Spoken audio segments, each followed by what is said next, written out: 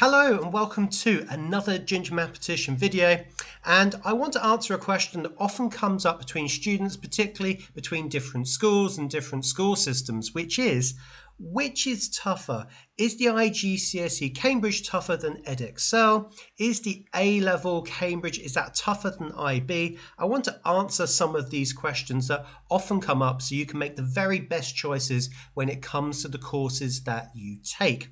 So let's start first of all with IGCSE grade boundaries of Cambridge. So this is the CIE. I've taken some example grade boundaries here as well.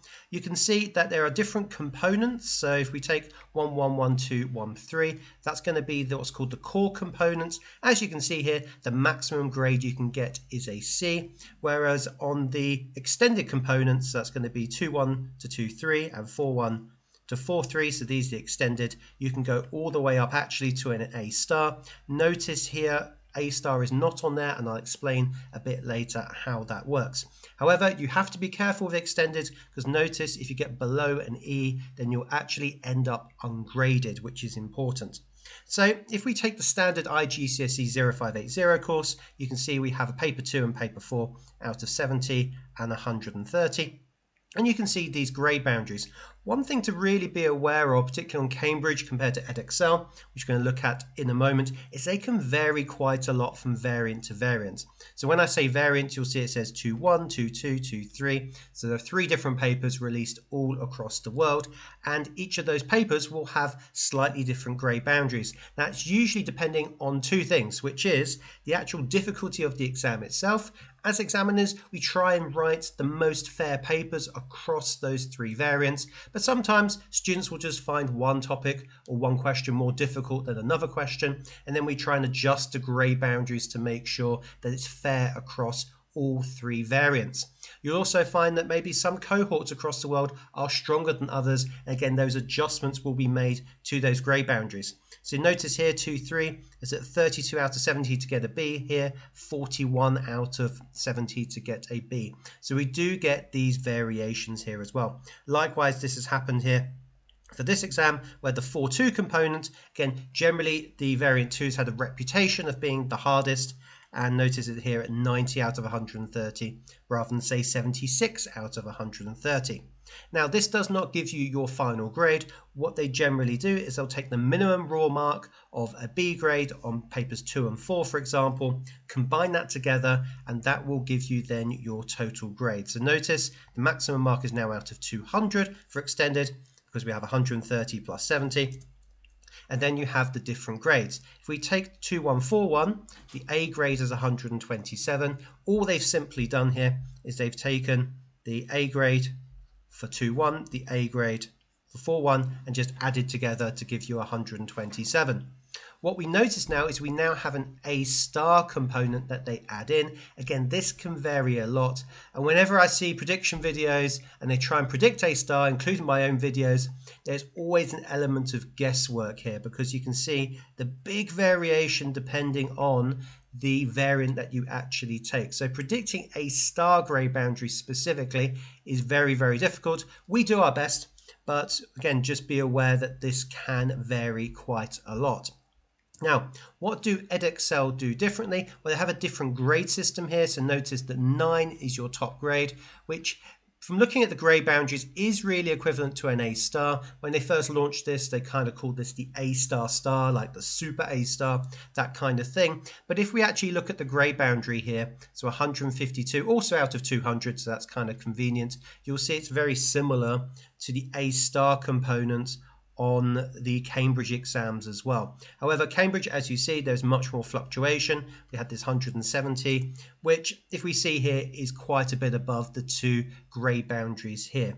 So from my experience here, Edexcel is a bit more consistent in terms of the grade boundaries, but Cambridge, depending on the component, depending on the difficulty of the topic, then can be a bit tougher or sometimes slightly easier as well.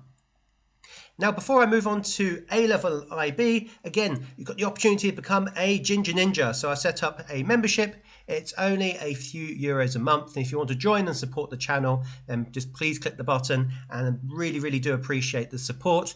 And to help with the launch of this membership, you can actually now start buying some of my new designs with Ginger Ninja on there. Again, you can check that out in the store. I've had great fun putting these together, and I think it's a good bit of fun as well.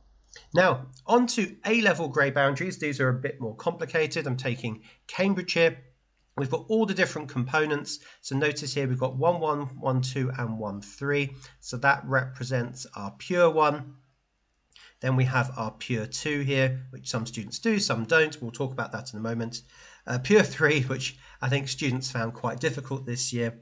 Then we have our mechanics. So we've got our M1, mechanics 1, and then finally the S1. Of course, there's S2 as well, of components 6.1, 6.2, and 6.3. So you can see the maximum marks available. Again, very similar to how the IGCSE Cambridge works here, which tells you how many points you need to get the A, B, C grade, and so on. Again, we've got that big fluctuation that I mentioned at IGCSE, also exists at A-level Cambridge as well. Again, sometimes it's a bit more consistent, so the mechanics marks are quite consistent here, and stats to an extent are reasonably consistent, but gives you a good idea of what to expect grade boundaries wise. This is where it gets a bit more complicated to actually work out your final grade, because there are lots of different combinations of components that you can actually take. Again, I've listed a selection here. I'm going to look at this selection down here. So say you're doing AS level and you've taken pure 1 and pure 2, then you can see the grade boundaries here. You've taken pure 1 and S1, which is what I've been focusing on in my videos. You can see the grade boundaries. Notice at this point there is no A-star component. Again, once we actually go into the A2 level, so the final A level, so if I go back up here and say you do a very typical route, which is pure 1, pure 3, M1 and S1, then we start actually having those grade boundaries for A-star. And unfortunately, just like in the IGCSE ones with Cambridge, there is a big variation here. You can see if I'm doing 1-1, 3-1, 4-1, 5-1, then I only need 197 marks out of 250, whereas I'm doing variant 3, I'm actually needing 223 marks to get that A-star. So because there are more modules involved rather than just 2 at IGCSE, you have 4 over the A levels, it means there's going to be more variation between that. So if you get lucky, the A-star grade boundary is reasonably low, I would say. And then if we're unlucky, then it can be actually quite high here. However, one thing to consider with A levels compared to IB, you're generally only doing 3 or 4 subjects. So it does allow you to actually focus, laser focus on those particular topics and then get those higher grades. So as you're going to see in a moment, these grade boundaries are generally higher than IB's, but you can actually focus on 3-4 subjects compared to IB. Now, if we look at the IB grade boundaries here, again, a different grade system again, where 7 is the top and 1 is the bottom here. I've taken maths grade boundaries here, and certainly since 2021, just be aware that these grade boundaries have risen a bit, particularly for the AIHL.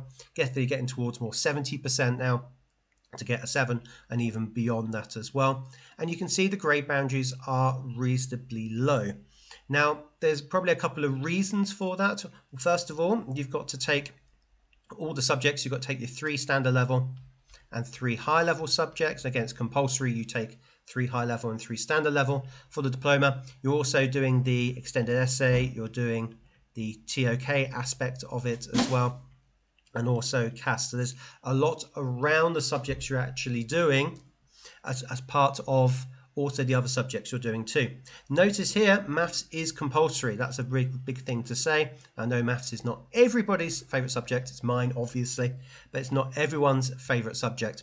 So be aware that everyone has to do maths. Again, that could have an impact then on the grade boundaries that you see in front of you. So on the surface, the grade boundaries seem lower, but there's lots of things going around getting your IB diploma that probably has an effect on those grade boundaries. And there's other pressures rather than doing the A-level course as well.